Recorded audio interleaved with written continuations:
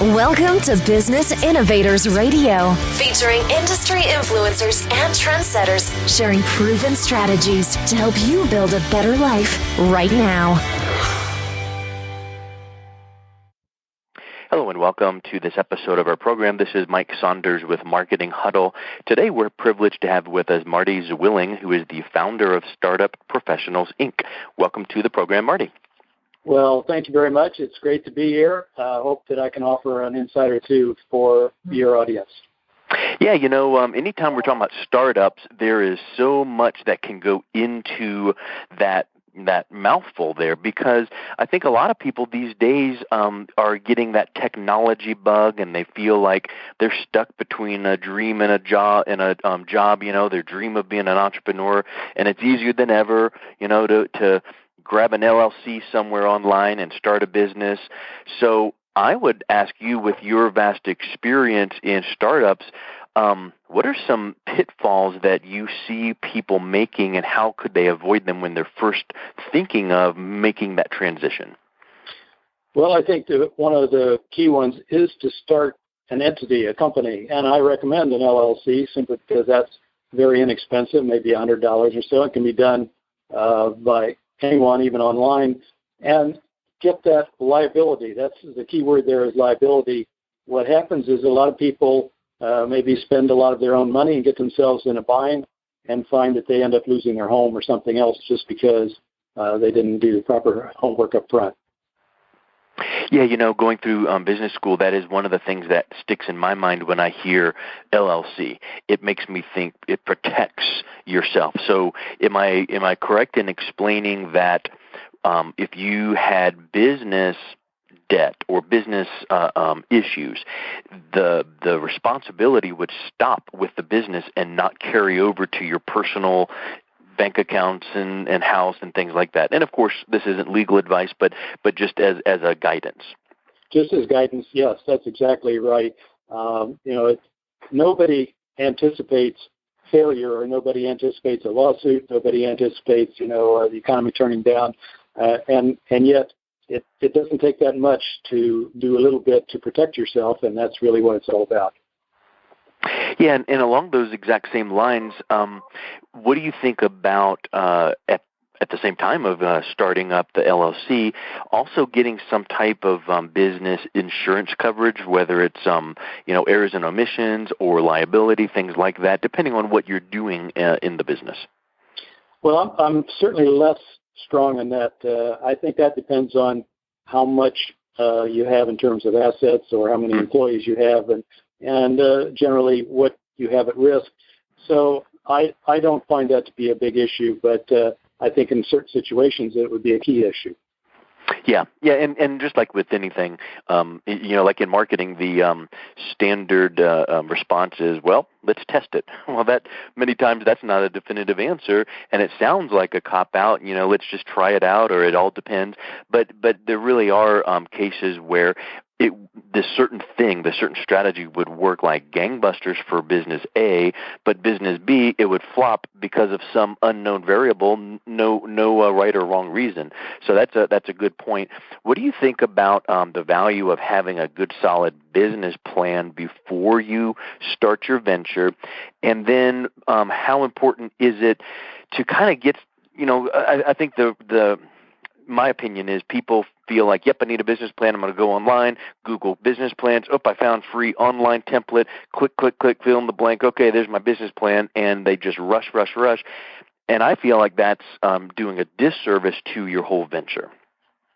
Yes, that's a common question I get is, hey, I just read an article that venture capitalist number one says, I don't ever read business plans, so they're a waste of time.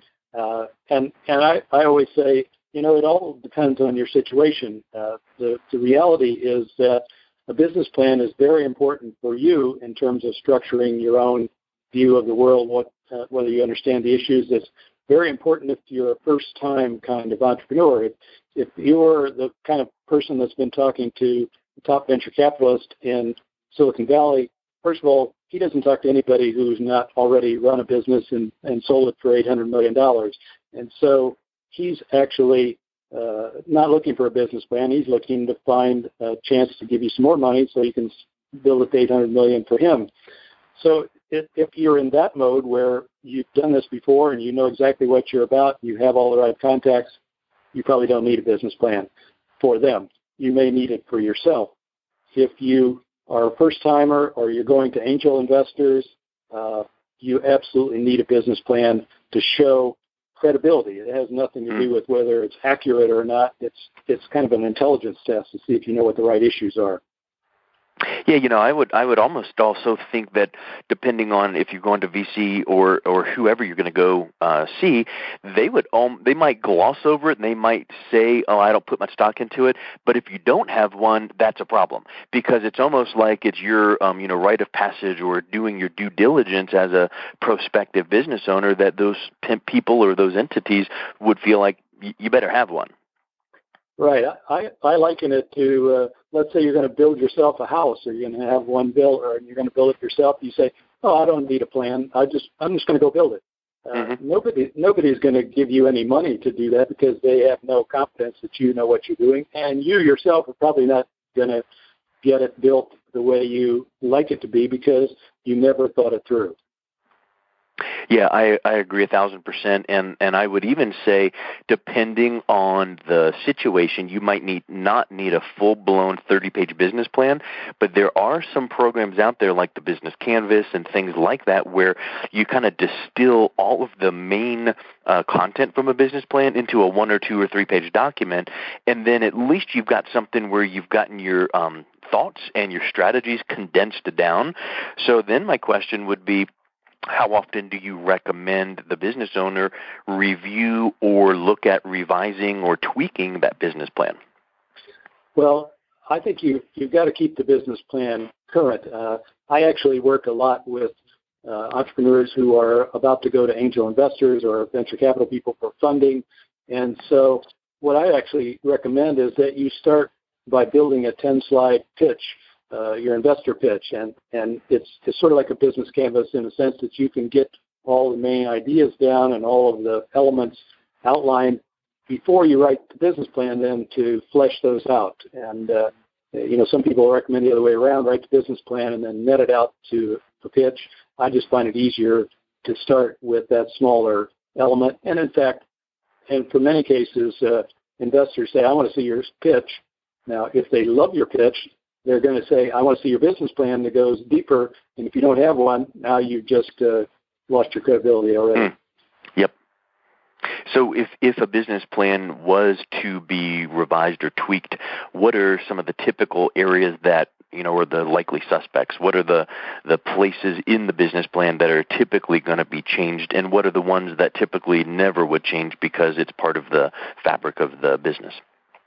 Well, I always say pay particular attention to the financial projections. In fact, I read business plans like every day, and I'll flip quickly to the financial projections. And, it's amazing how many people don't change those since, 2014. And so it says, "Oh, my estimate is I'm going to make $1 million in 2014. And you say, "Wait a minute, it's 2016. So what did you really make?" And I say, "Oh, well, of course I had difficulty, so I made nothing." You just, again, cost yourself an opportunity by having evidence that, number one, you failed on your plan, and number two, you even failed to update your plan. So which is worse? Having a big, huge projection in your pro forma or having a projection that you didn't meet? Well, they're both bad. And I would say, first of all, nobody makes their projections, so you've got to get them in the right ballpark. And for example, I have all these rules of thumb. I say, I want a 5-year projection, and I want you to show, I'd like to see a plan that says I can make $20 million or more by the 5th year in revenue, and I don't want to see a number over $100 million, because if it's $800 million, you say, this guy's crazy. He thinks he's the next Google. On the other hand, if it's $5 million in 5 years, that may be a great family business, but it's not an investable business. So you have to figure out how to get in the viable range. Now, I always say, I don't want to see a conservative estimate, because as soon as I tell you you're only showing $5 million, you say, well, I just want to be sure that I can make that number. And I say, I don't like conservative, because that means you will probably make half of what you're going to project. If you'd projected 20, you might make 10. If you project 5, you'll probably make 2.5. And I want aggressive people. I don't want crazy people, but I want aggressive people. Yeah, that's a really good point. Is you don't want nutty people with crazy projections, but you don't want someone that's just gonna, give it the old college try, and we'll give it a go and see how we can do. Because you want someone that, like Mark Cuban on Shark Tank would say, he's just gonna grind it out. And what is your grind, and what are you willing to do? And that's a super good point. So here's a question, too, about financing and numbers. These days we see when we had the crash of 07, 08, and then now it's starting to sputter back, maybe possibly. But you do see a lot of creativity with some of the crowdfunding, and now with the new equity piece within crowdfunding. What are your thoughts on crowdfunding as a whole? Does that negatively or positively impact how an investor would look at a business plan? And then what do you think about the equity aspect of crowdfunding? Well, I think crowdfunding is a good thing. It first of all will tell you whether anybody's interested, and if you go to crowdfunding and you get no interest, then you really shouldn't think that you can go to angels or anybody else, friends and family even, and make this happen. You got to face reality. On the other hand, if you get crowdfunding kind of money, then you have to worry about whether that's going to set you up properly for follow-on funding with venture capital people. In other words, if you have 1,000 kind of people, especially those that want some kind of equity, that's an unmanageable situation from a professional investor standpoint, and so they may be reluctant to give you more. You may not need any more. So it all depends on the situation, and in general, crowdfunding brings an awful lot of new money to the game, and that's a good thing. Yeah, and again, we're back to our regular thing that we've said a few times. It all depends. So, it's a good option, but not in every single case. Right. I always define funding in like 3 tiers of funding. First, I call friends and family. This is for early stage. This is where you put your own money in. This is where you don't have anything yet really built. People are willing to invest in you because they know you, because they believe in you. That's friends and family. Then that's maybe good for 50,000 or 100,000. If that works and you need more, the second tier is angel funding, maybe 100,000 to $1 million, and those people will look. I'm a professional angel investor. Look for a little traction. Look for a product that is out there, maybe one customer, a few customers, and some real evidence that you have this business rolling.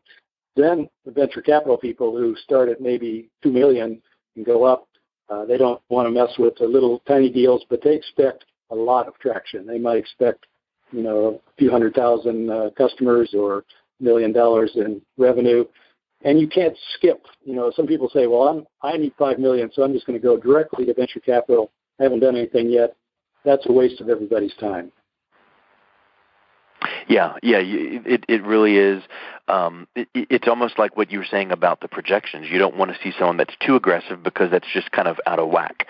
And the same thing would apply with some of those aspects as well. It also makes me think of co-founders, partners, strategic alliances. What are your thoughts around bringing someone on at all, or bringing someone on too soon, and then kind of diluting the company with bringing on someone and then having some of that equity share? Well, I actually am a strong believer in co-founders. It's because I don't believe there's any of us who have all of the necessary skills and experiences, insights to start a company in the most efficient way. And so I say 2 heads are better than one, almost in any case, and they need to be complementary. And what I mean by that is, if you're the technologist, then you need a business person. If you're a business person, you may still need a marketing person or a financial person. So, 1 or 2 co-founders, you do need to sit down at the beginning and talk about who's responsible for what and who's going to get what in terms of equity. But whenever I see, as an angel investor, a single entrepreneur saying, I'm doing this all myself, I'm not very positive. And then along those same lines, what do you think about forming a board of directors? What kind of timing? When should you be thinking toward that? And then is an alternative kind of these? I've seen the alternative board where it's kind of like a group of masterminds and they become your board, but yet they're not, owners of the company. Well, I think you don't need a board of directors, a formal board with fiduciary responsibility. Initially, they cost money, and it's really unnecessary. You do need advisory board. An advisory board is 2 or 3 people that have complementary expertise that you don't have. Maybe it's business expertise, maybe it's connections in the industry or experience, and they can be had potentially free, maybe for 1% of equity or for a small, retainer, and they can give you invaluable advice and connections that you would never get from just serious co-founders. Yeah, that's a super good point. And then what are your thoughts on patents or IP? Are they necessary? I interviewed someone a few months ago that just was adamantly, vehemently against the need for patents for small business owner from the perspective that they it's so expensive to defend and fight, and you get some bigger company that comes along and they could just crush you. So what's the point on the front end? So what are your thoughts around that? Well, I'm on the opposite end of that spectrum. I think it sounds like that's a lawyer talking, and in fact they're right in the technical sense that it's very difficult to defend a patent, and you probably lose if you're a startup. On the other hand, I look at it as you need credibility for the fact that your idea is new and innovative and that it's investable. In fact, I believe in professional investors will give you like $1 million in valuation for every patent that you have, because it shows that you not only have an idea, that you've done something about it, that you've registered it, and it's been recognized as unique. It turns out that you can do a provisional patent for $100 that will hold your place in line for a year. As far as I'm concerned, that's as good as having the patent already issued at the early stage. So intellectual property, to me, is a credibility statement. If you don't have any intellectual property, you're so likely to get overrun. I always say, sleeping giants do wake up. And what I mean by that is that I just talked to a software company not too long ago who said, I have this new utility, and Microsoft doesn't pay any attention to me. They're ignoring it. The reality is that they will ignore you until you start to have real traction, maybe when you get to $1 million, $10 million level, and they say, there's an idea that we overlooked, and, he doesn't have a patent, he doesn't have any control over this, we'll just do it ourselves, and we got more money than God, so, you're dead. Yeah. There's so many pieces that go into the concept of a startup if you're going to do it for a business, not just your lifestyle business or an entrepreneurial shop. But if this is something you're looking at starting from the aspect of an LLC and intellectual property and things like that, what are some resources you would have that if people would want to connect up with you from, any of your, I know on your website you have the early stage startup starter kit, that might be a wonderful place to start, all the way up to advisory boards and how to develop your pitch to investors. What is the best way people can learn more about your program? Well, I actually write a blog almost every day called blog.startupprofessionals.com. I also write a column every week for Forbes and Entrepreneur. And so to me, the way to find out what you need to do is to read some of the popular blogs and find the ones that fit you, find the ones that match your requirements, and as required, then you might be able to go directly to that expert to get some more detail. But I always say a startup is not rocket science. It's actually common sense, business sense, it's technical sense, and so there's nothing that you can't learn from internet, from your peers, from advisors, from working in the territory. Yeah, it really is kind of like up to you. And you see some people that, complain about their business, and yet they're at every sports game and talking about every show on TV, and you're going, at what point are you really getting it done in your business and researching? And those overnight successes really were 15, 20 years in the making of learning and applying and trying and failing. So it really is that. So we'll make sure we put a link to your website and your blog on the show notes. And we really appreciate your time today, Marty. It was wonderful getting to know you. Okay, well, thank you very much. I appreciate your getting the message out. It turns out that, as you said in the beginning, you can get in the game for less than ever. In other words, you can start a new company today for hundreds of dollars rather than $1 million, which was the case when I started back in the 90s. And so there's no excuse for someone to say, well, I can't afford to start a business. On the other hand, there's no excuse for not doing the homework and finding those resources that can help you in doing it right. Excellent. I agree 1,000%. Hey, thank you so much for your time, Marty. Okay, thank you. Thanks for listening to Business Innovators Radio. To hear all episodes featuring leading industry influencers and trendsetters, visit us online at businessinnovatorsradio.com today.